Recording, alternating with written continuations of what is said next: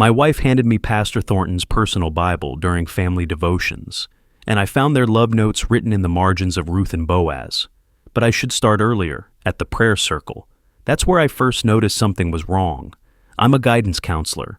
15 years working with teenagers means I'm trained to notice things. Body language, micro-expressions, the things people don't say out loud. It's how I help kids who are hurting but won't admit it. Watch their hands, watch their eyes. Watch who they stand next to, who they avoid. I just never thought I'd need to use those skills on my own wife. It was a Tuesday night. Youth group at the Hope Springs Community Foundation. Grace, that's my daughter, she's 13, was there with her friend Bethany and about 25 other kids. My wife Kate runs programs for the foundation. I volunteer as a mentor. We've been doing this for years, our little family contribution to the community that raised me. I grew up in foster care. The foundation helped me when I was 16. Angry, lost, paid for my books, got me into college. I dedicated my life to paying that forward. Kate and I, we built our marriage around service, around faith, around showing Grace what it means to live for something bigger than yourself. Pastor David Thornton was leading the closing prayer. He's the executive director. 46, charismatic. The kind of voice that sounds like God might actually be listening when he talks. Everyone loved him, me included. We formed a circle, hands joined, heads bowed. Lord, we thank you for these young people, Thornton said, for their open hearts, for their willingness to serve. I had my eyes closed, but I opened them for just a second.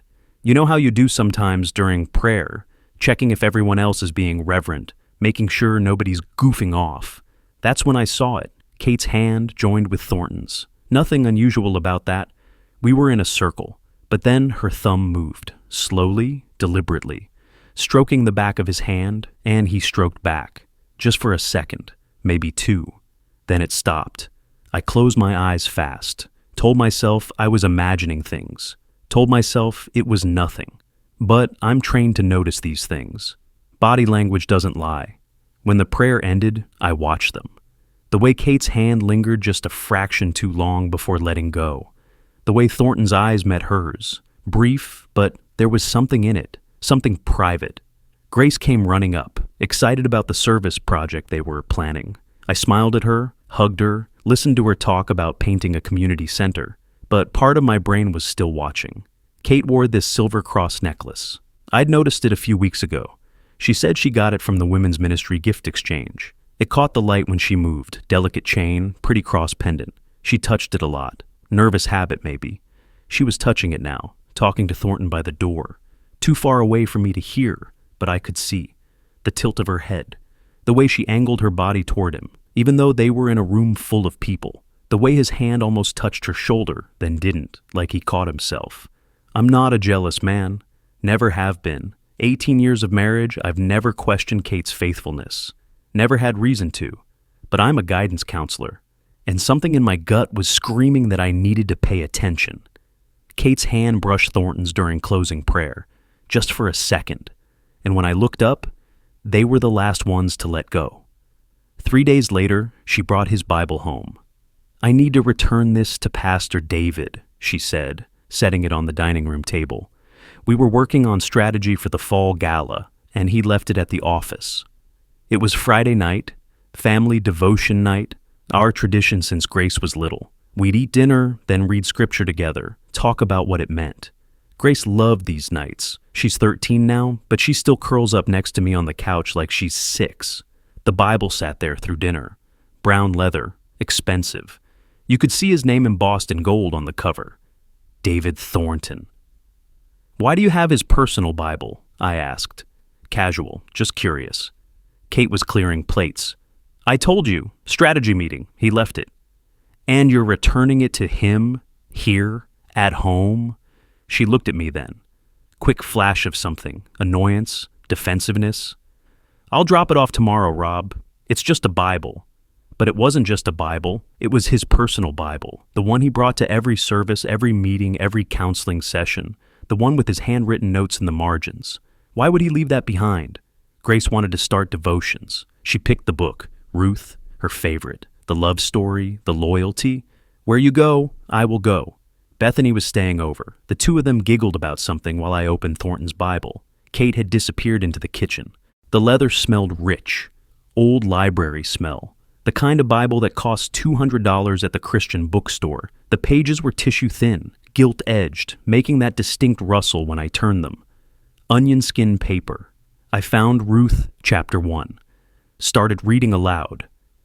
Don't urge me to leave you or to turn back from you. That's when I saw the handwriting in the margin. Black ink. Small, precise letters. Thornton's handwriting. I recognized it from foundation memos. C.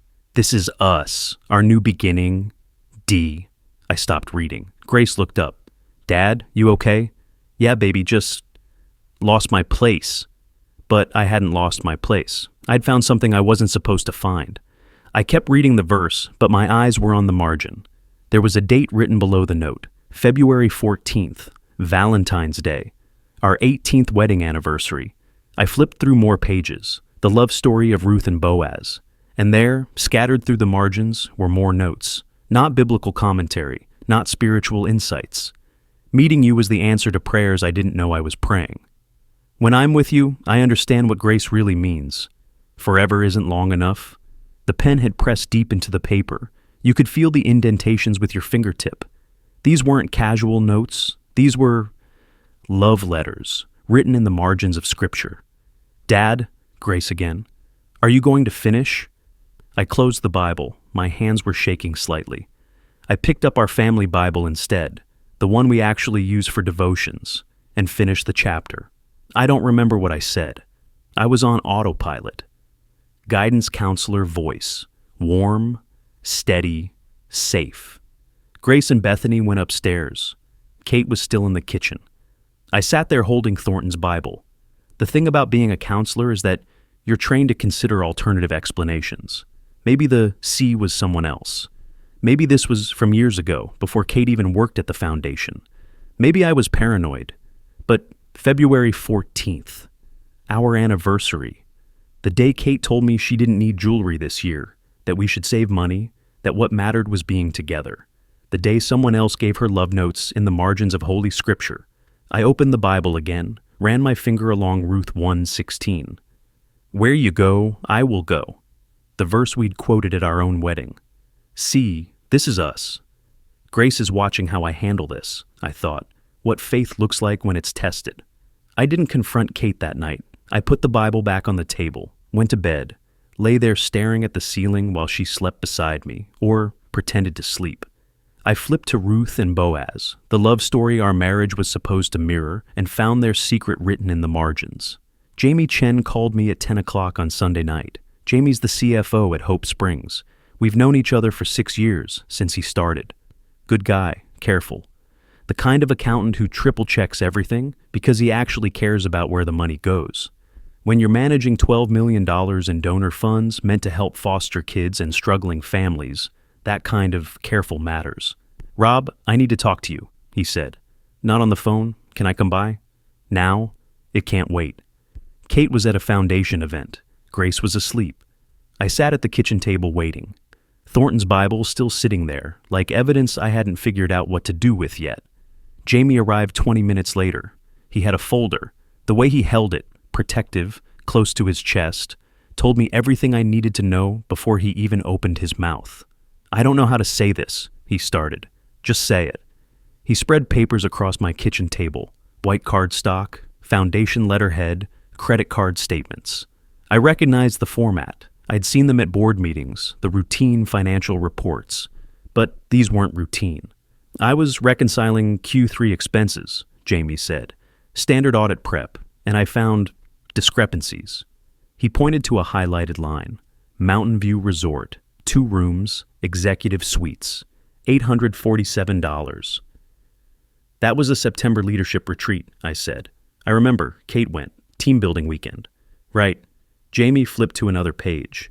And here's the October retreat, Riverside Conference Center, 2 executive suites again, adjoining, $1,203, adjoining. And here, November, Asheville Grand, 2 suites, spa services, couples massage, $960. He kept flipping pages. Each one had yellow highlighter. Each one showed the same pattern. 2 rooms, expensive rooms, always adjoining when the floor plan allowed it. Rob, these aren't listed as team retreats on the official calendar. These are marked as staff development, but only 2 people attended, your wife and Pastor Thornton. The kitchen was very quiet. I could hear the refrigerator humming. How much? I asked. $8,247 over 18 months. All charged to the foundation corporate card, which is donor money, Rob. Money people gave us to help kids. Jamie's voice was tight, angry. This isn't just an affair. This is embezzlement. This is a crime. I picked up one of the statements. The paper crinkled in my hands. Quality cardstock. Official. Itemized.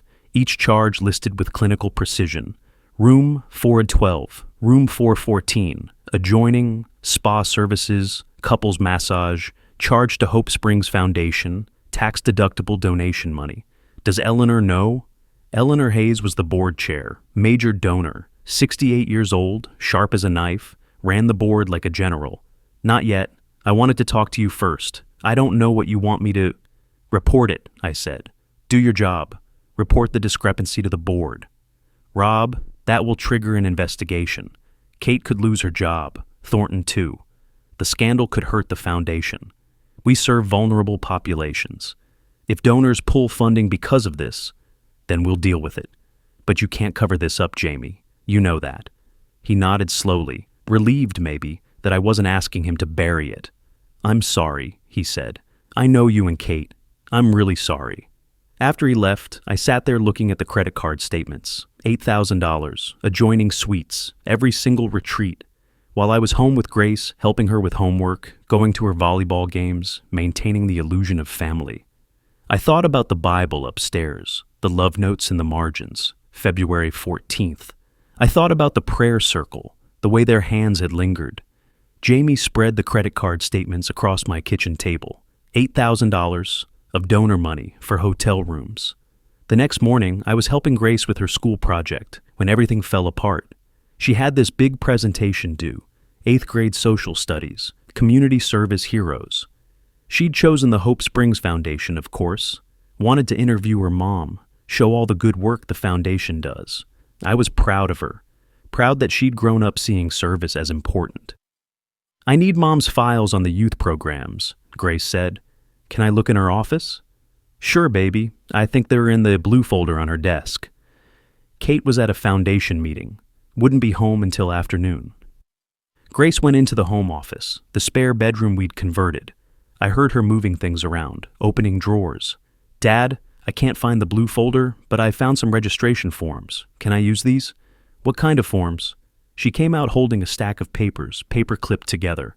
Official foundation letterhead. Retreat registration forms. They're from the leadership retreats, see? It has the foundation logo and everything. I could use this to show how they train the staff. I took the papers from her. Suddenly, I didn't want her looking at them too closely. Maybe we should ask Mom first, I said. But Grace was reading over my shoulder. Hey, that's weird. What?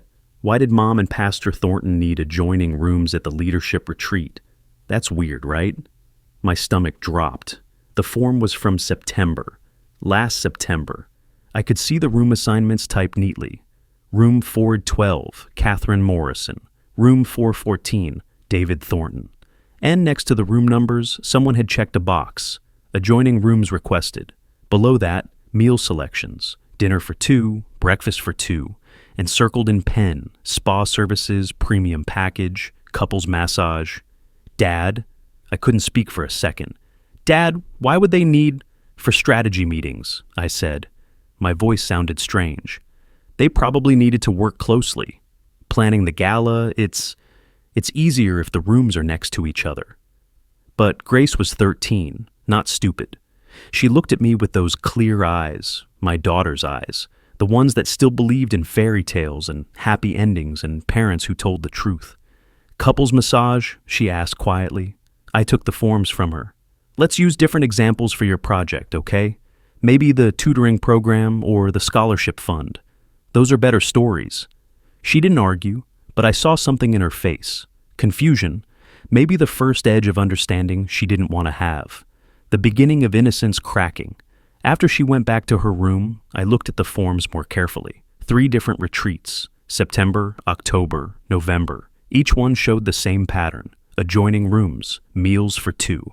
At the bottom of the November form, someone had written in neat handwriting, "Note, Executive Suite Upgrade approved by E.D. Thornton." E.D. Executive Director. He'd approved his own room upgrade, with my wife in the adjoining suite. I thought about Grace asking that question. Why would they need adjoining rooms? The confusion in her voice. Grace is watching how I handle this, I thought again. What faith looks like when it's tested. I put the forms in my own folder, added them to the credit card statements Jamie had left.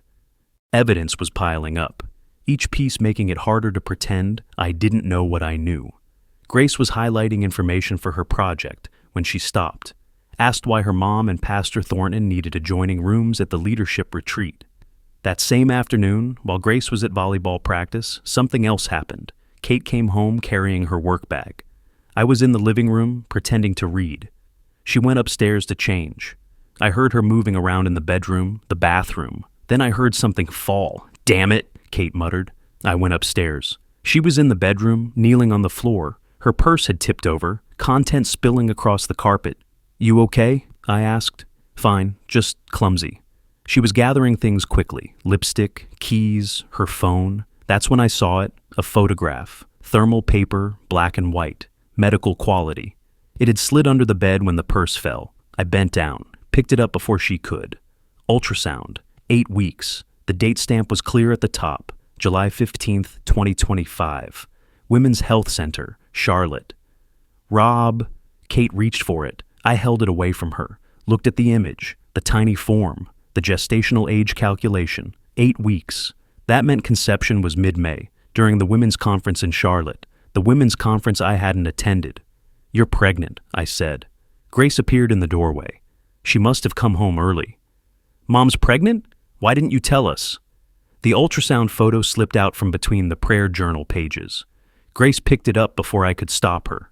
Late that night, after I'd somehow gotten through dinner and gotten Grace to bed, Kate finally cornered me. We were in the kitchen. She'd been avoiding me for hours, but now there was nowhere left to go. I'd asked Grace to stay upstairs, said Mom and I needed to talk. "You've been snooping," Kate said. Her arms were crossed. "I've been paying attention. Through my things, through my work files." "That's not paying attention, Rob.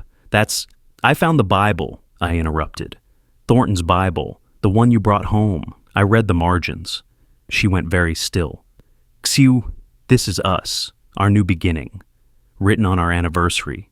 Kate, our anniversary. Rob." Jamie showed me the credit card statements. $8,000 in hotel rooms. Adjoining suites. Every retreat for 18 months. Donor money, Kate. Money meant for foster kids. "You don't understand."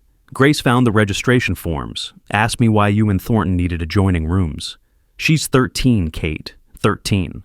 And she's already starting to figure out what you've been doing."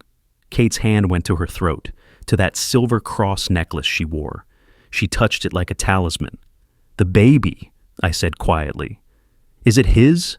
She didn't answer, didn't need to. Her silence was confirmation. "You have to understand," she finally said. "David and we didn't plan this. It just happened. We were working so closely, and he understands me in a way." "Don't." My voice was sharper than I intended. "Don't give me that speech. You made choices. Every hotel room, every retreat, every time you wrote in the margins of scripture about your new beginning while I was home with our daughter. Those were choices. What do you want me to say? I want you to tell me how you can lead youth group on Tuesday and commit adultery on Wednesday. I want you to explain how you can talk about faith and integrity while stealing from kids who need help. It's not stealing. It's embezzlement, Kate. That's the legal term. Using corporate funds for personal benefit. That's a crime." She looked scared then. Good. She should be scared. "Rob, please, think about Grace. If this comes out, it will destroy her. The foundation is her whole community, her friends, her youth group. If we make this public, I'm not the one who did this. But you're the one who gets to decide what happens next." She stepped closer, touched that cross again. "Keep quiet, just until after the gala. That's only 4 weeks away. After David gets his award, after the major donors have committed for next year, then we can figure things out quietly, privately, No scandal, no one has to know. Everyone will know eventually you're pregnant. I'll handle that. But Rob, please, for grace. If you expose this now, she loses her faith community. She loses her friends. She loses her mother's reputation. Everything she knows gets destroyed. Is that what you want? To hurt our daughter? She was good. I'll give her that. She knew exactly which buttons to push. Grace, community, faith, the things that mattered most to me. Think about what this will do to her, Kate pressed. You're a counselor. You know how devastating public scandal is for kids. She's 13. This is the worst possible age for something like this. Please, Rob, keep quiet, just until after the gala. She touched that silver cross at her throat. Defensive. Desperate. Keep quiet until after the gala, Rob. Or I'll make sure Grace loses her faith community and her mother. What would that do to her? I didn't answer. Couldn't. Because she was right about one thing. Whatever I did next would change Grace's life forever. And Grace was watching, learning what faith looked like when it was tested, learning what integrity cost, learning what kind of man her father really was. I didn't sleep that night. Lay there in the dark, listening to Kate breathe, or pretend to breathe, hard to tell which. At 6 a.m, I got up, made coffee, sat at the kitchen table with all the evidence spread out in front of me. The Bible with its love notes, the credit card statements, the retreat forms, the ultrasound photo. Physical proof of 18 months of lies. I kept thinking about what Kate had said. Think about Grace, as if I'd been thinking about anything else, as if every decision I made wasn't filtered through the question, what does this teach my daughter? I grew up watching my father stay in a bad marriage for stability. Watched him become smaller every year, quieter, less himself. When I was 16, before the system placed me in foster care, he told me, sometimes you swallow your pride for the people you love. But what he really taught me was that love looked like slow erasure, that staying meant disappearing. I swore I'd never teach Grace that lesson. At 7:30, I called Pastor Ruth Anderson. She's the associate pastor at Riverside Church, one of the congregations that partners with Hope Springs. I've known her for 8 years. She'd counseled me and Kate during a rough patch when Grace was 5. She was real Ruth, not performance. Actual faith that showed up in how she lived. Rob? Her voice was surprised. It's early. I need to talk to you, not on the phone. Can I come by your office? Is everything okay?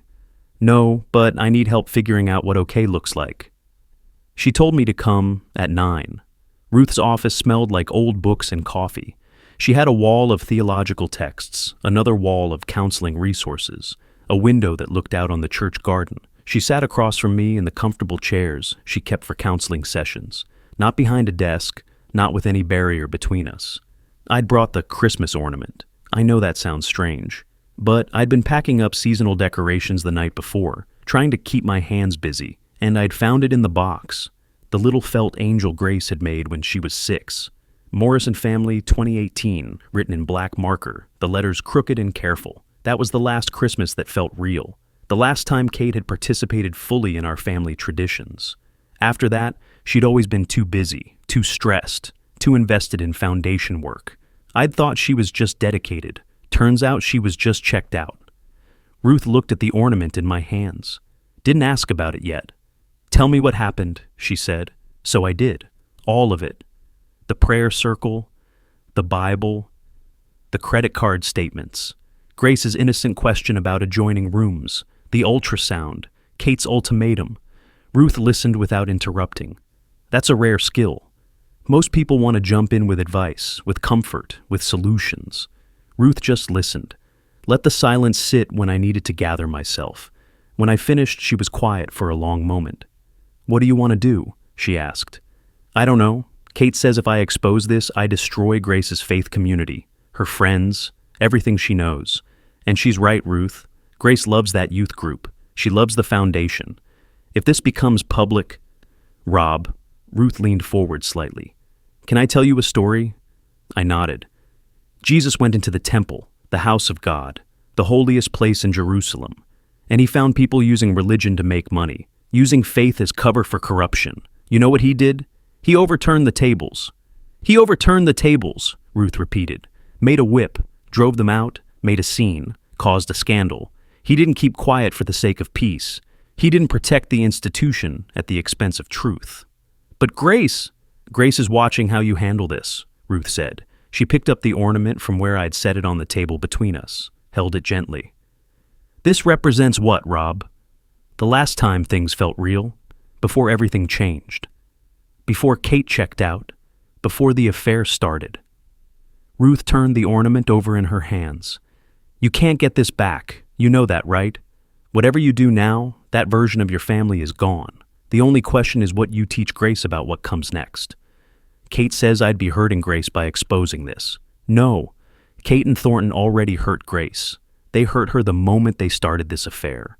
The moment they stole from vulnerable kids to fund hotel rooms. The moment they turned faith into performance. That damage is done, Rob. You're not choosing whether to hurt Grace. You're choosing what lesson she learns from the hurt that's already happened. Ruth held the little felt angel Grace made. Jesus overturned tables when people use faith for selfish gain. Sometimes the most faithful thing is to expose hypocrisy, even when it costs everything. I went home. Grace was at school. Kate was at the foundation office. I sat in the home office where Grace had found those retreat forms, and I started going through Kate's files more carefully. I found the prayer journal in her desk drawer. It had a floral fabric cover, purple and cream. Well worn, the pages smelled like Kate's perfume. She'd been keeping this journal for years.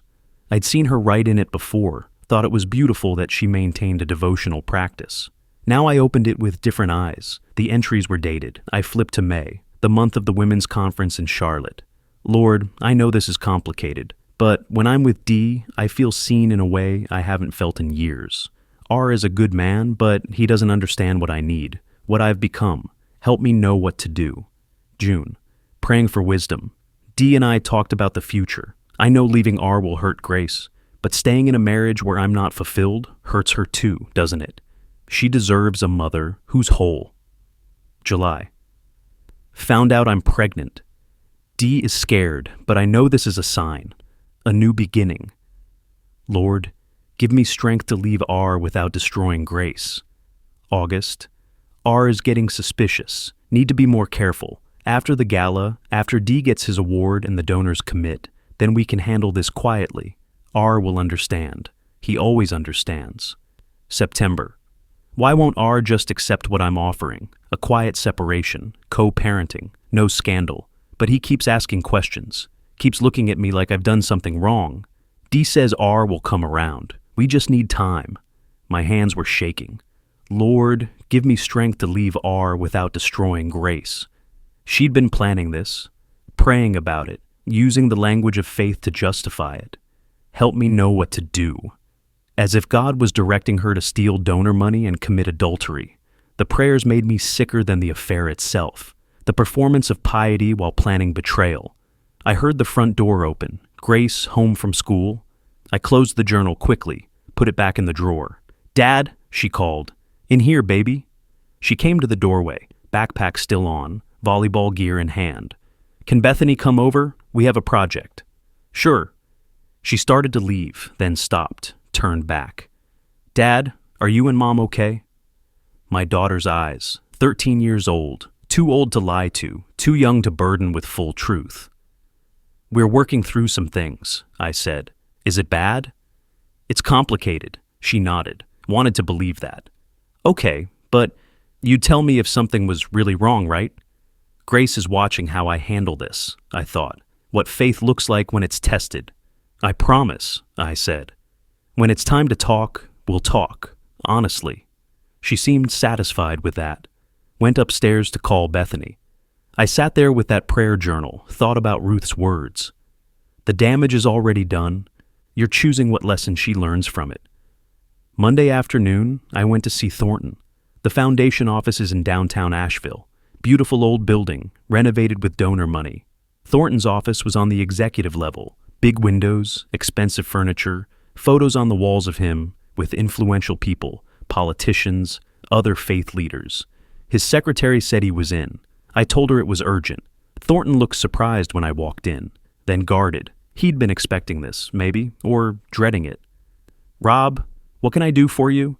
I closed the door behind me, sat down across from his desk without being invited. We need to talk about Kate. His face went carefully neutral, professional. Okay, I know about the affair. He didn't deny it. That surprised me. I'd expected religious language, deflection, maybe outright lies. But he just nodded slowly. I figured you'd find out eventually, he said. Eventually? You've been sleeping with my wife for 18 months, using donor money to fund your hotel rooms, and you thought I'd eventually find out? Rob, I understand you're angry. I found your Bible. Read your love notes in the margins. On our anniversary, David, you wrote about your new beginning with my wife on our 18th wedding anniversary. He had the decency to look uncomfortable. I didn't plan for that timing. Did you plan to get her pregnant? Silence. Because that ultrasound is dated July 15th.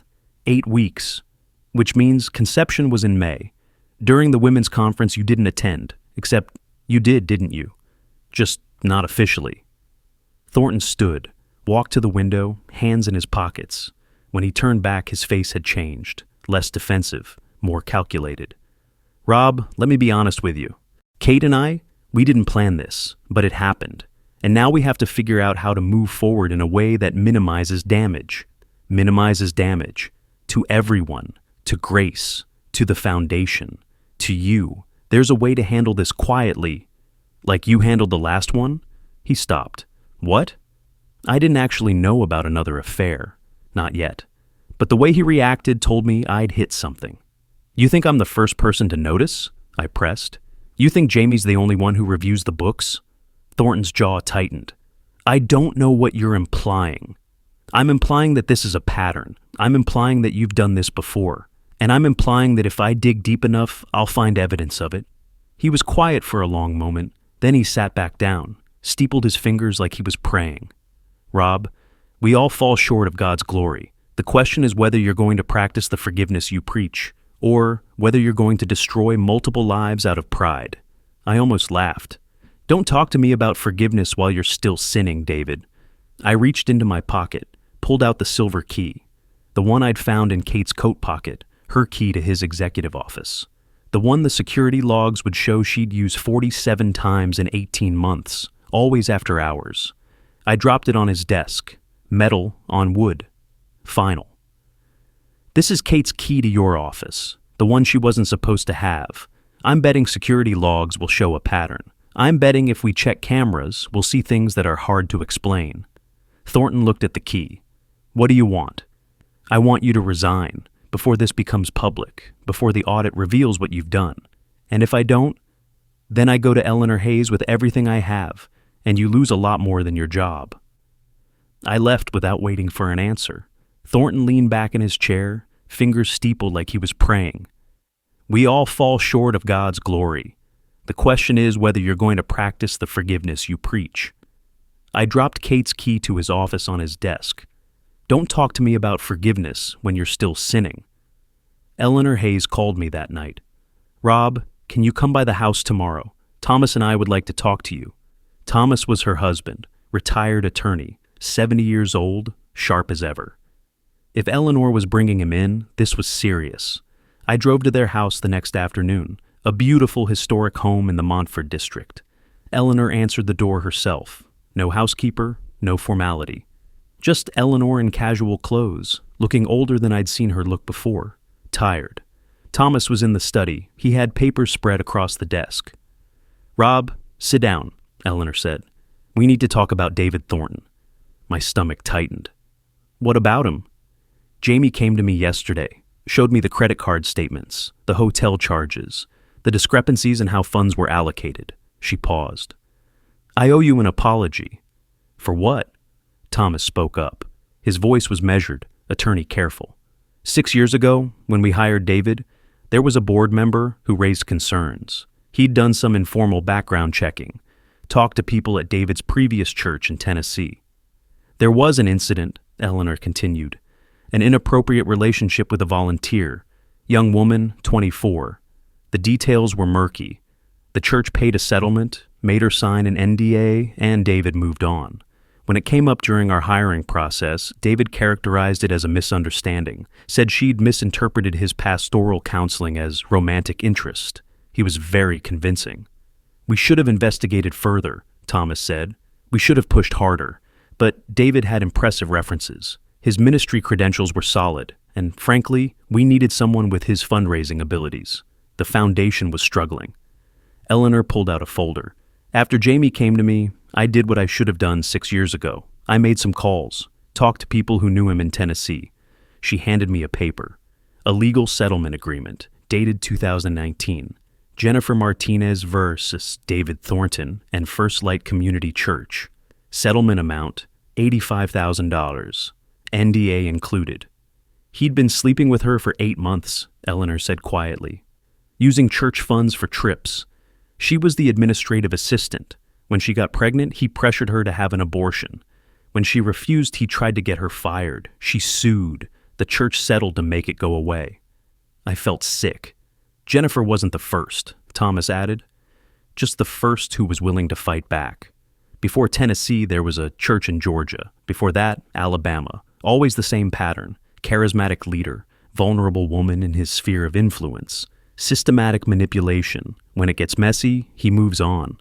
Eleanor's hands were shaking slightly as she pulled out more papers.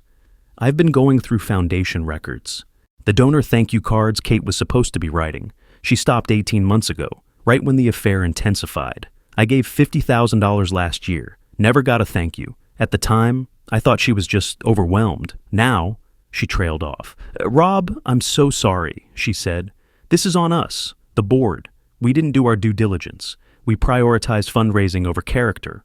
And now, you and Grace and your family are paying the price. Thomas leaned forward. We're convening an emergency board meeting tomorrow. David will be asked to resign or face termination.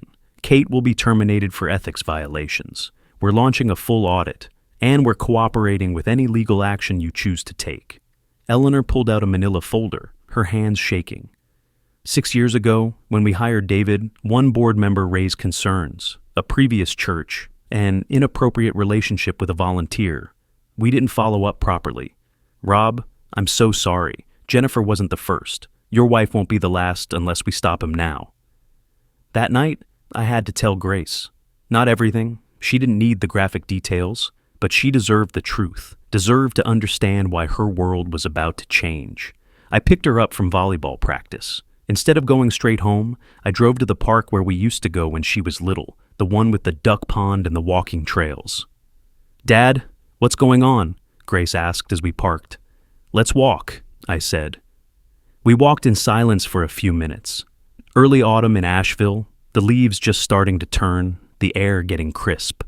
Grace kept glancing at me, worried. Finally, I stopped at a bench by the pond, sat down. She sat next to me. I'd brought the Christmas ornament, the felt angel. Morrison Family, 2018. Do you remember making this? I asked. She looked at it, smiled slightly. I was 6. I thought I was so good at crafts. You were. You are. Why do you have it? Because this was the last year our family felt real, before things started changing, before your mom got so busy with the foundation, before... I trailed off. Grace's face was serious now. Are you and Mom getting divorced? No point in lying. Yes, baby, we are. She was quiet. Then, is it because of Pastor David? My daughter, 13 years old, too smart, too observant. What makes you ask that? I see things, Dad. I'm not a kid anymore. The way they look at each other, the adjoining rooms, the way Mom always volunteers for his projects, the way she touches that necklace when she talks about him. She paused. Is she having an affair? Yes. Grace's face crumpled, not crying yet, but close. But they lead youth group. They talk about faith and integrity and living for God. How can they? I don't know, baby. I've been asking myself the same question. Is the baby Pastor David's? How did she know about the baby? Then I remembered. She'd been there when the ultrasound fell out, had heard me say, "You're pregnant." Yes, I said quietly. Grace stood up, paced to the edge of the pond. I watched her shoulders shake. When she turned back, her face was angry and hurt and confused all at once. If Pastor David and Mom can lie while praying and leading worship, how do I know any of it's real? How do I know God is real? There it was, the question that had been building, the faith crisis I'd been dreading. I pulled over. metaphorically speaking. This was the moment that would define everything. I went to her, knelt down so we were eye level, held out that little felt angel. Grace, listen to me. Faith isn't what people perform on stage. It's not the words we say during prayer or the image we project on Sunday morning. Faith is what you do when nobody's watching, when it costs you everything, when the truth is hard and the easy path is to stay quiet. But if they can fake it, they didn't fake their faith, baby. They just lost it somewhere along the way. Started confusing the performance of religion with the practice of it. Started believing their own image more than actual integrity. So, how do I know what's real? You watch what people do. You watch who shows up when it's hard, who tells the truth when lying would be easier, who sacrifices comfort for character. I paused. Right now, your mom is asking me to stay quiet, to keep this secret until after the foundation gala, to protect her reputation and Pastor David's award and the donor's comfort. She says it's for your sake, to protect you from scandal. What are you going to do? I'm going to file for divorce. I'm going to cooperate with the board investigation. I'm going to let the truth come out, even though it's going to be painful and public and hard. Because that's what integrity looks like. That's what faith looks like when it's tested. Grace was crying now. I pulled her close. Baby, you deserve people who show up, who tell the truth, who don't use the language of faith to hide the absence of it. Remember that, okay? When you're my age, when you have your own family, remember that love isn't words, it's actions. It's showing up even when it costs something. She held that little felt angel. Will I still be able to go to youth group? Will people hate me? The people who matter will show up, and the ones who don't, they're teaching you who they are. Listen to that. Grace looked up at me. You're showing up, Dad. You're the one showing up. I almost lost it then, held her tighter. Grace's voice was so small. If Pastor David and Mom can lie while praying and leading worship, how do I know any of it's real? How do I know God is real? I pulled over. This was the moment that would define everything, not just our marriage, Grace's entire understanding of what faith means. The next morning, I met with Thomas Hayes and Jamie Chen. Thomas's home office was efficient, retired attorney organized. Jamie brought his evidence binder, I brought mine. Before we proceed with the board meeting, Thomas said, we need security logs, proof of access patterns. Right now, we have financial discrepancies. We need to connect them to physical evidence of the affair. Jamie pulled up his laptop. I contacted the building management, got the electronic keycard logs for the last 18 months. Rob, I need you to confirm something. When did you find Kate's executive office key? Last week, in her coat pocket. She's a program director. She shouldn't have access to the executive level. Jamie turned the laptop screen toward me. This is the access log for key number 247. That's the spare key that was supposed to be in the lockbox in HR. Someone checked it out 18 months ago, never returned it. The log shows this key was used to access the executive floor 47 times, all after hours, all on weekdays. Want to see the dates? He scrolled through. I watched the list populate. Every late meeting Kate had told me about. Every emergency call from Thornton. Every night she'd come home after Grace was asleep. Cross-reference these with the credit card charges, Thomas said. Jamie pulled up another document. Highlighted dates started matching. Hotel charge on Friday. Multiple after-hours key uses in the days leading up to it. Pattern repeated, over and over. This is prosecutable, Thomas said quietly. Misuse of organizational funds. Fraud. If the board wants to press charges, I don't care about pressing charges, I interrupted. I just want my daughter safe. I want the truth out so she learns the right lessons. My phone buzzed. Pastor Ruth. Rob, I'm with Grace. She called me. Can you come to the church? My heart stopped. Is she okay? Physically, yes. Emotionally, she needs you. I drove to Riverside Church faster than I should have. Found Ruth in her office with Grace. My daughter was sitting in one of the counseling chairs, eyes red, holding that Christmas ornament. She came here during lunch, Ruth said quietly. Walked out of school. I called the school. They excused her. I knelt in front of Grace. Baby, what happened? I couldn't stop thinking about what you said, about faith being what you do when nobody's watching, about watching people's actions, not their words. She looked at me with those clear eyes. Dad, I've been watching for months. I just didn't want to see. See what? Mom doesn't come to my games anymore. She used to, every single one. But this whole season, she's missed all but two. She says she's at foundation events, but I checked the calendar. The events don't match up with her schedule.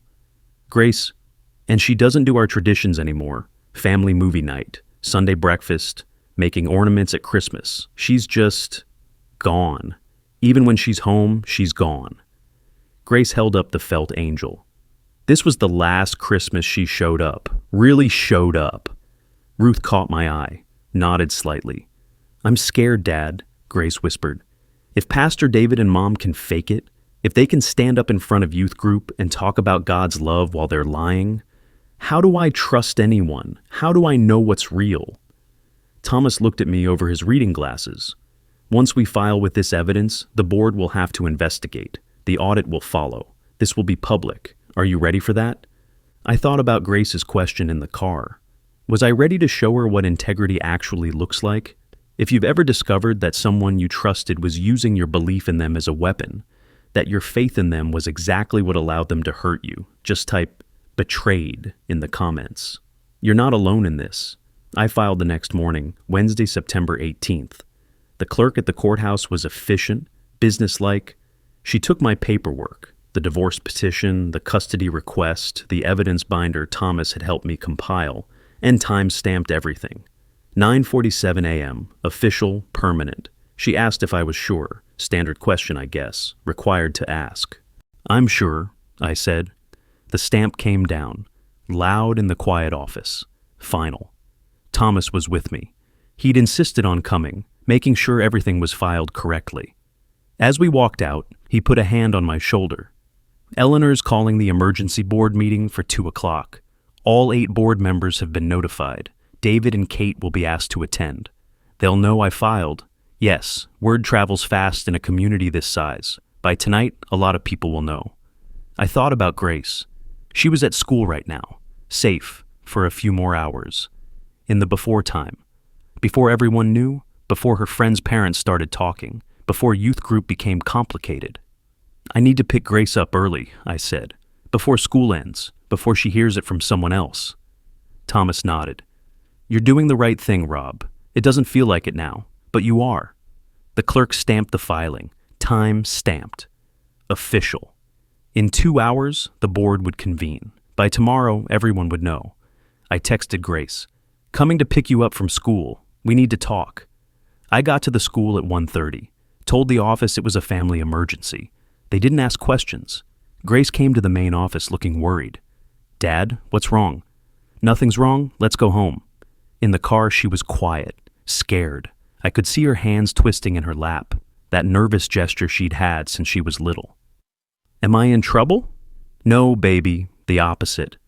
But some things are happening today, and I wanted you to hear them from me first. At home, I made hot chocolate, our comfort drink. The thing we'd done together since she was tiny, hot chocolate at the kitchen table, talking through hard things. She sat across from me, hands wrapped around the mug, waiting. I pulled out the Christmas ornament again, the felt angel. I'd been carrying it everywhere, like a talisman, like proof that something real had existed once. I filed for divorce this morning, I said. She nodded. She'd known this was coming. And I gave all the evidence, the credit card statements, the security logs, the Bible notes, to the foundation board. They're meeting this afternoon. Pastor David is going to be asked to resign. Your mom is going to be fired. Grace's face was very still, processing. There's going to be an investigation, an audit, probably news coverage. The foundation is well known. People are going to talk, your friends' parents, people at church. It's going to be public and messy and hard. Good, Grace said quietly. I looked at her, surprised. Good, she repeated, louder now. They shouldn't get away with it. They stole from kids, Dad. Kids like you were. Kids who needed help. And they used that money for hotel rooms and spa treatments. That's disgusting. My 13-year-old daughter, righteous anger in her voice. I know it's going to be hard, she continued. I know people will talk. Some of my friends might be weird about it, but that's better than pretending it didn't happen. That's better than teaching me that lying is okay if you do it quietly. I felt my throat tighten. Pastor Ruth told me something, Grace said. When I went to see her yesterday, She said that Jesus got angry when people use faith as a cover for hurting others. She said sometimes the most loving thing you can do is expose the truth, even when it's painful, even when people get mad at you for disrupting their comfort. When did you get so wise? I've been watching you. She held up the ornament. You kept this, after Mom threw it away. She threw it away? Last Christmas, I saw her. I was putting ornaments on the tree and she took this one and put it in the donation box. Said it was childish, old. Time to let go of old things. Grace's voice cracked slightly. But you kept it. You saved it. Because you remember when things were real. I hadn't known that. Hadn't known Kate had tried to throw it away. Grace, I need you to understand something. The next few months are going to be really hard. People are going to ask you questions. Some of them are going to take sides. Your mom is going to be angry at me. Pastor David is going to try to make himself look like the victim. And you're going to be caught in the middle. I'm already in the middle, Dad. I've been in the middle for 18 months while they lied to me. At least now I know the truth. At least now you're not pretending everything's fine. She reached across the table, took my hand. You're showing up, Dad. You're doing what you said, showing me what integrity looks like when it costs everything. I'm scared, but I'm not confused anymore. I know what real faith looks like now. It looks like you. Grace held that little felt angel she'd made 5 years ago. Will I still be able to go to youth group? Will people hate me? I knelt down to her level. Baby, the people who matter will show up, and the ones who don't. They're teaching you who they are. Listen to that. At 2 o'clock, my phone started buzzing. Eleanor. Board meeting started. We'll update when finished. Ruth. Praying for you and Grace. Jamie. Standing with you? Grace was upstairs in her room. Bethany had come over.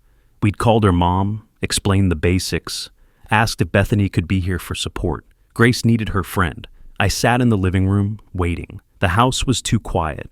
At 3:15, Eleanor called. It's done, she said. She sounded exhausted. What happened? We presented the evidence, the credit card statements, the security logs, the hotel records. Jamie walked through the financial discrepancies. Thomas explained the legal implications. She paused. David tried to defend himself, used a lot of religious language, talked about forgiveness and grace and how we're all sinners, said you were acting out of spite and hurt pride. And I shut him down, told him to stop hiding behind scripture, told him we had proof he'd embezzled $8,240 from an organization meant to help vulnerable children, told him about Jennifer Martinez and the settlement in Tennessee, told him about the pattern we'd uncovered, 3 different churches, 3 different women, 3 different cover-ups. Eleanor's voice was cold, angry. I gave him a choice, resign tonight or we terminate him tomorrow morning and report everything to the ministry licensing board and the police. He chose resignation. And Kate? Terminated immediately for ethics violations, using organizational resources for personal benefit, failing in her professional duties. Those donor thank you cards, Rob, she hadn't written a single one in 18 months. Major donors felt ignored. She was too busy with her affair to do her actual job. I should have felt triumphant, vindicated, but I just felt tired. The foundation is going to survive this, Eleanor continued. We're issuing a statement tonight. Full transparency. We're bringing in an independent auditor. We're restructuring the board oversight. We're going to do this right, Rob, because of you, because you had the courage to tell the truth. After I hung up, I sat there for a long moment. Then I went upstairs, knocked on Grace's door. Come in. Grace and Bethany were sitting on the bed. Grace had been crying, but she looked okay. Sad, but not broken. The board meeting finished, I said. Pastor David resigned. Your mom was fired. Grace nodded. Good. Bethany looked between us. My mom says you're really brave, Mr. Morrison, both of you. Your mom's kind. She means it. She said it takes courage to blow up your own life because it's the right thing to do. After Bethany left, Grace and I made dinner together, just the 2 of us. Spaghetti, her favorite, simple, comfortable. Dad, she said while we were eating. Yeah, baby? What's going to happen to the baby? I'd been dreading this question. I don't know yet. That's your mom's decision to make, and Pastor David's. Will I have a half-sibling I never meet? Maybe. Or maybe there will be some kind of arrangement. I don't know, Grace. This is all new territory. She was quiet for a moment.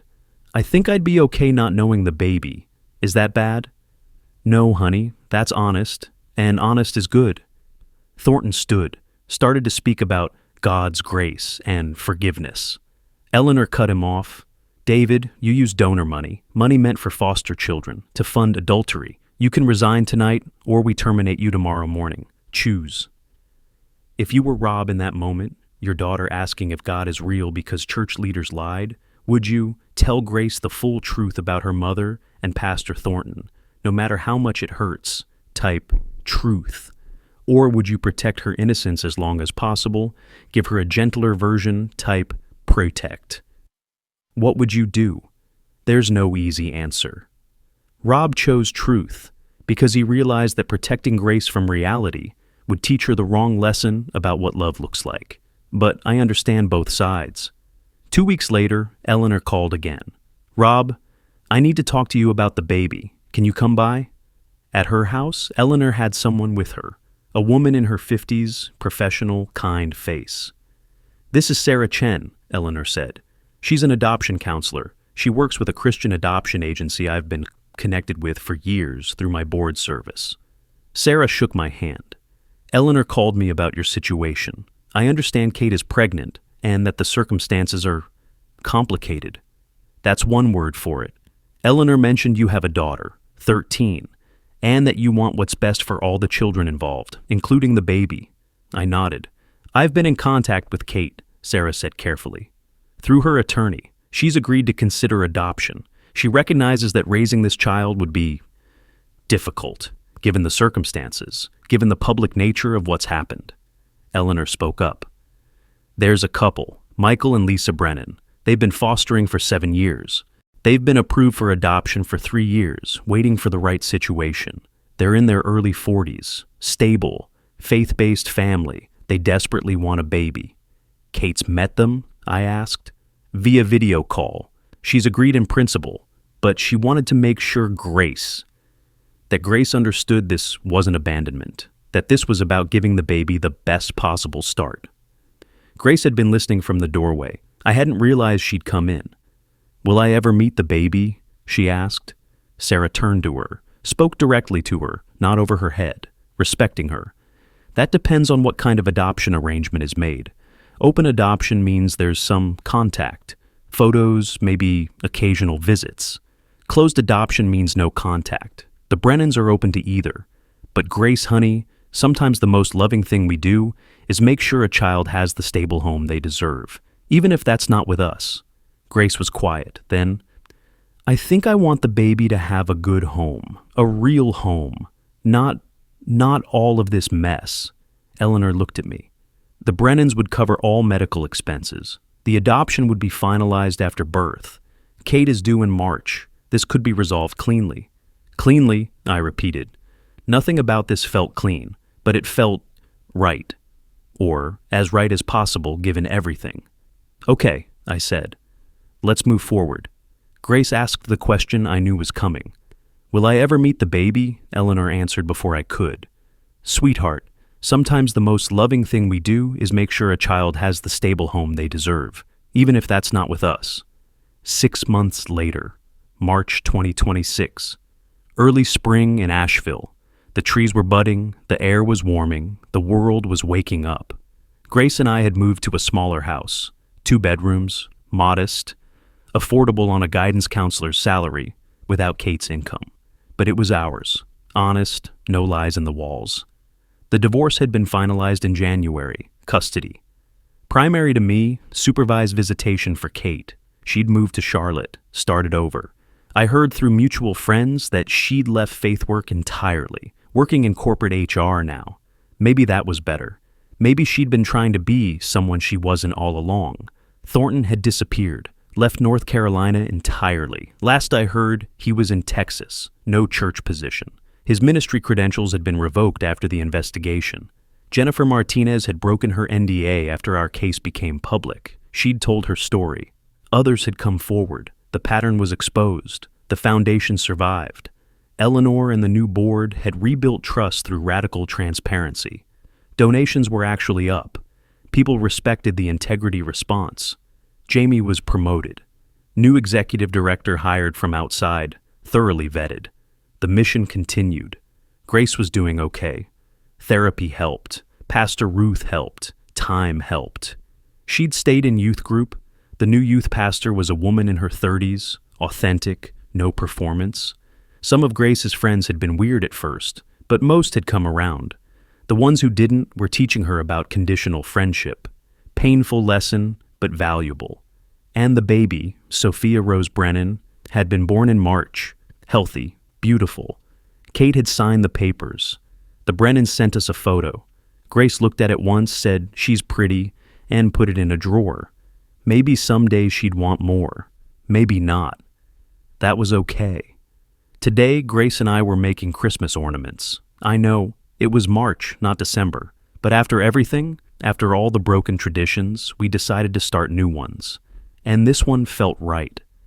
Making ornaments whenever we needed to mark something. New beginnings, healing, continuing forward.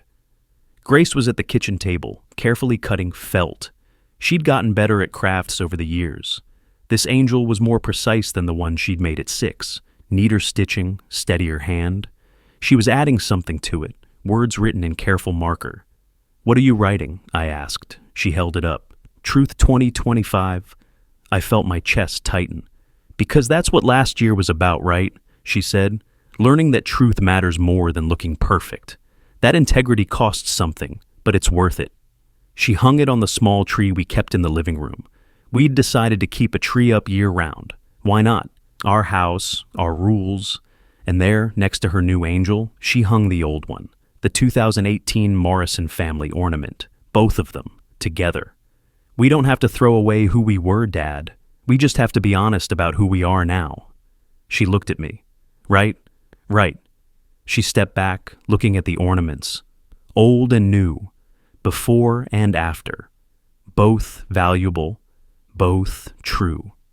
Pastor Ruth says that faith isn't about never falling down. It's about what you do when you get back up, about whether you tell the truth about the falling. Ruth's smart. She says you're one of the most faithful people she knows because you chose truth over comfort, chose integrity over image. Grace smiled slightly. She says that's rare. I just did what I thought was right. That's what faith is, though, isn't it? Doing what's right even when it costs everything. I pulled her into a hug. "Dad?" "Yeah, baby. Faith is what you do when no one's watching, right?" I held her tighter. "Right, baby. That's exactly right." Later that evening, Grace was doing homework and I was cleaning up the kitchen. My phone buzzed. A text from one of the parents from youth group, a mom whose kid had been going through her parents' messy divorce. Grace talked to my daughter today, told her that doing the right thing is hard, but it's worth it. That watching her dad choose integrity over image taught her more about faith than any sermon. "Just wanted you to know. You're raising an incredible kid. She's helping mine get through this." I showed Grace the text. She shrugged, embarrassed. "I just told her what you showed me. That love isn't words. It's showing up. It's truth even when it hurts. You learned that well." I had a good teacher. 6 months later, Grace was making a new ornament. She added something I didn't expect. Truth 2025, written in careful letters. She looked up at me, hope in her eyes. "Faith is what you do when no one's watching, right, Dad?" Rob and Grace redefined what family means. Not who you're born to, or who claims to love you, but who shows up when it costs something. If you've built your own chosen family after betrayal, if you've had to redefine what love and faith and integrity look like in your life, tell me about them in the comments. Who showed up for you? And if this story moved you, if Rob and Grace's journey meant something to you, subscribe. I tell stories about integrity, betrayal, and the courage it takes to do the right thing when everything's on the line. I'll see you in the next one.